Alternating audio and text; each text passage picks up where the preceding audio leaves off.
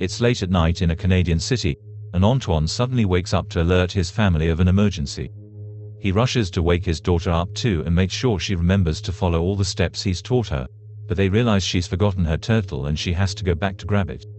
The mother is already waiting in the garage with their emergency bags, and when everyone is ready, they leave in the car, being careful to make as little noise as possible. The family drives through the city, and when they finally make it to the bridge that would take them out of the island, Antoine checks his chronometer to confirm they made a good time. It turns out there has never been an emergency, this was just a drill, although Antoine reminds his daughter that she always must remember to bring the turtle because during a real emergency they wouldn't be able to go back for it.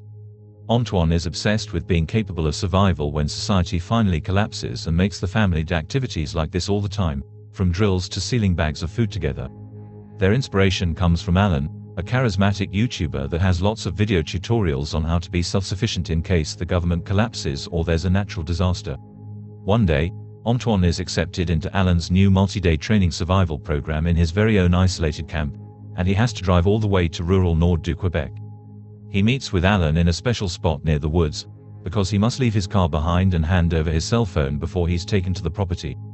They leave on Alan's snowmobile, but first Alan makes Antoine wear blindfolding goggles so he won't know where his home is.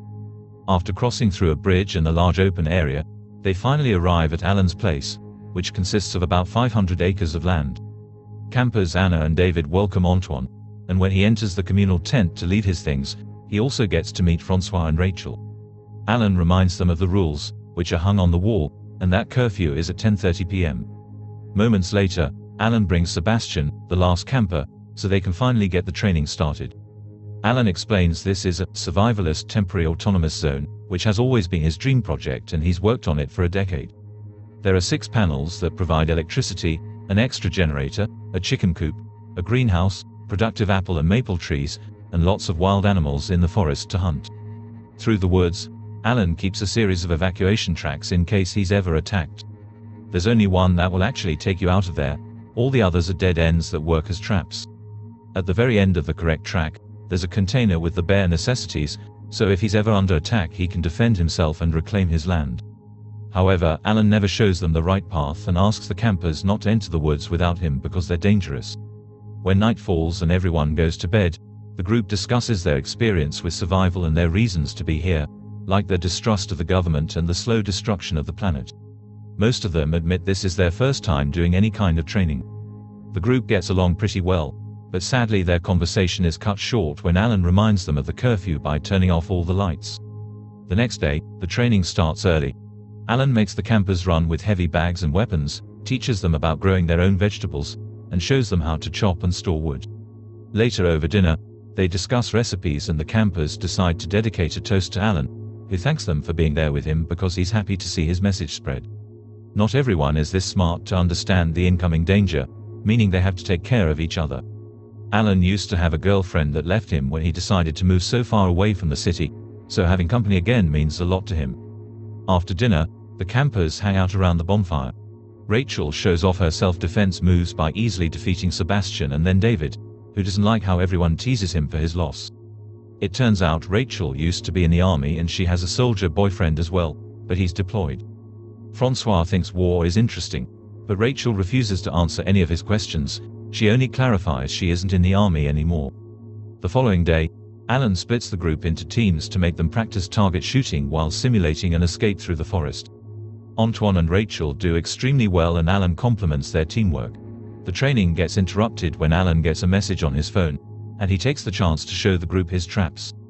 He uses special snares with satellite transmitters attached that send a message when they catch something, that way Alan can immediately come to retrieve the animal before anyone can steal it from him. They take the rabbits back and Alan teaches them how to clean them, making sure to point out even the organs are edible.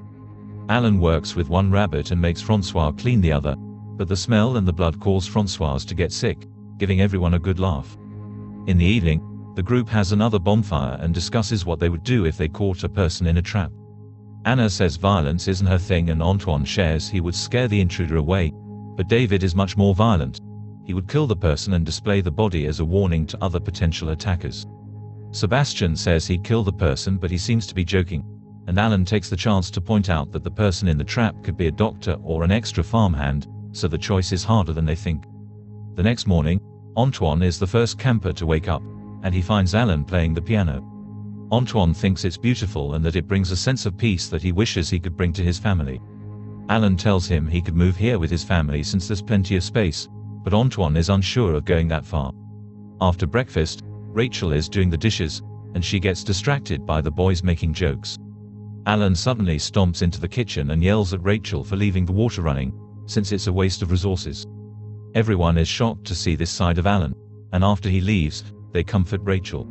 Later, Alan teaches the group how to make bombs and mines, since he thinks they should be able to defend themselves from mobs as well.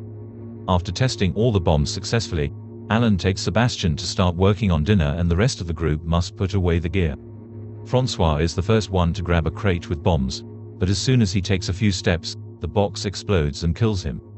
Rachel tries to do CPR to no avail, and Anna goes looking for Alan. Antoine panics at the sight of death, but David stares as if he was fascinated.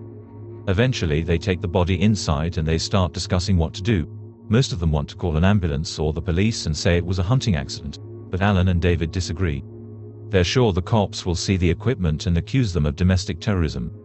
The argument escalates and soon everyone is yelling at each other, so Alan decides to cut it short and remind everyone this is exactly the kind of emergency they're supposed to be training for. Emotions are running high, so they should go to sleep and discuss things in the morning when everyone has calmed down. When they return to their tent, Antoine, Rachel, Sebastian, and Anna discuss their options, including trying to find a way to get their phones back, while David listens to them from his bed.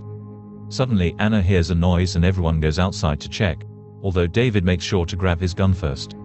It turns out Alan sent everyone to bed so he could take care of the body on his own, and now he's burning it in the bonfire. Anna is aghast and tries to push Alan as she insults him, causing Alan to punch her to get her off him. This is the last straw, thus Antoine, Rachel, Sebastian, and Anna return to the tent to pack their things in order to leave. David stays loyal to Alan and has his back while Alan tries to convince everyone to stay. The group doesn't care about his excuses and tries to leave anyway, prompting David to take out his gun and tell Alan the others were making plans against him earlier. Rachel points out that direct shooting won't be an accident anymore, and David puts down his gun, allowing them to leave. The group gets out of the tent and David follows them just to yell at them for ruining everything. Alan shows up as well and shocks everyone by shooting Anna in the leg, scaring Antoine, Rachel, and Sebastian into running away. David wants to follow them, but Alan asks him to help him move Anna into the house. Anna can't stop yelling in pain, but Alan ignores her and ties her to the table before tourniqueting her wound.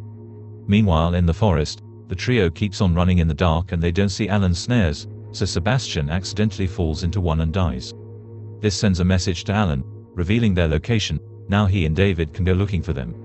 Rachel also realizes this and drags Antoine off the trail, which slows down their escape. When Alan and David arrive and find Sebastian's body, they also notice the footprints Rachel and Alan are leaving on the snow. Moments later, Rachel and Alan find another trail that takes them to Alan's emergency storage.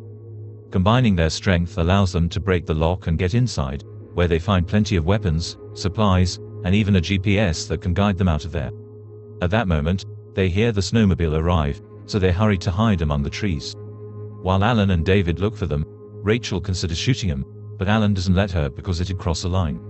Alan discovers they took weapons from the storage, and David points out they'll need to defend themselves as well, making Alan unsure because he doesn't want any more death on his property. However, when David mentions that if Antoine and Rachel escape, Alan will have to say goodbye to his dream, Alan starts to see his point. Once the men leave to search somewhere else, Antoine and Rachel keep on moving, and by the time the sun rises they come across a frozen river. It's a huge open area that'll leave them exposed, so they'll have to be quick. Antoine goes first and Rachel follows with a weapon out to cover him, but unfortunately she steps on a thin spot of ice that breaks under her. Rachel falls into the freezing water, which takes away her weapon and pushes her away from the hole.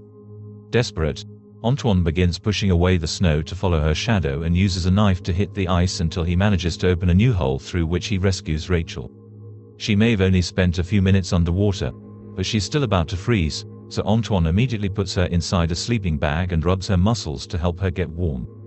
This doesn't seem to be enough, and Antoine ends up getting in the sleeping bag too in order to share body warmth. When Rachel begins feeling better, she thanks Antoine and admits she's impressed by his lack of hesitation when he had to save her.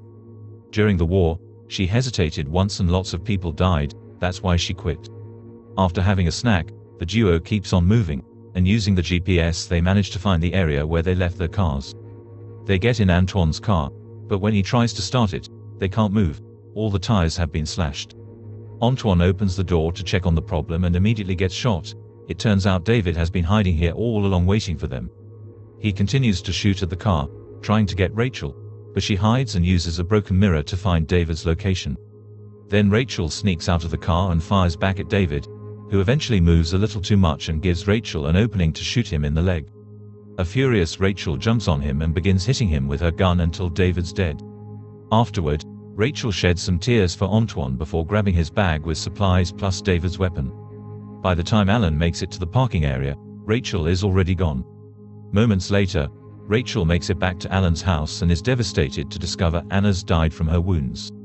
Desperate for revenge, Rachel starts a fire in the greenhouse to let the smoke tell Alan where she is. When the guy arrives, Rachel opens fire from her spot in the window, and Alan immediately begins shooting back. After exchanging a few shots, Alan decides to throw a smoke grenade to create a thick fog that allows him to enter the house without Rachel landing a hit on him. Inside, Alan makes his way upstairs as he calls for Rachel, asking her for a truce. When he approaches the room she is in, Rachel hits him with the door, then a fierce hand-to-hand fight ensues.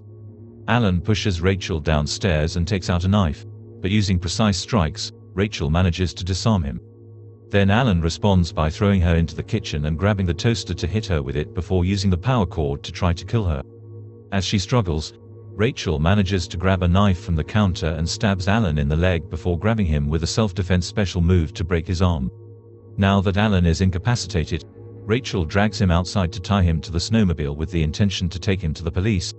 Alan tries to convince her to leave him here because nobody will believe her and she'll get arrested too, but Rachel ignores him and begins driving away, determined to solve this without any more blood in her hands. Make sure to subscribe and turn on notifications so you can watch more videos like this. Thanks for watching.